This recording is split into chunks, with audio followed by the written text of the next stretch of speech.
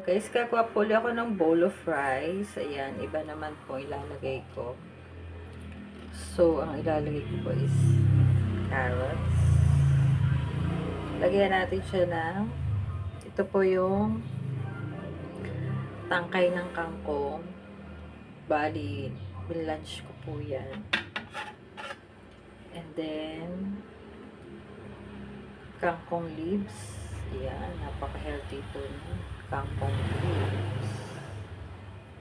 Ayan, damihan natin ang gulay.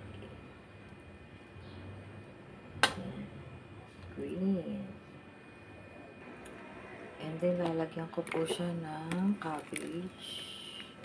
Cabbage. Diyan siya sa side. Lagyan nyo na lang po ng seasoning, soy sauce, or kung ano. And then, lalagyan po natin siya ng dragon fruit. Ayan. Para balance tayo. And then, lalagyan ko po siya ng beef. Ayan. Bali, niluto ko na po siya sa garlic and mushroom. Ayan. So, konti lang beef. Ayan. So, yan po ang ating bowl for today.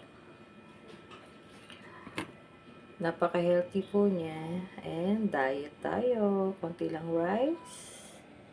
So, yan. Idea lang po to sa mga mahilig sa rice. Yan. Bowl of rice. Yan. Kangkong with beef and dragon fruit. Tara, let's eat guys. Thanks for watching everyone.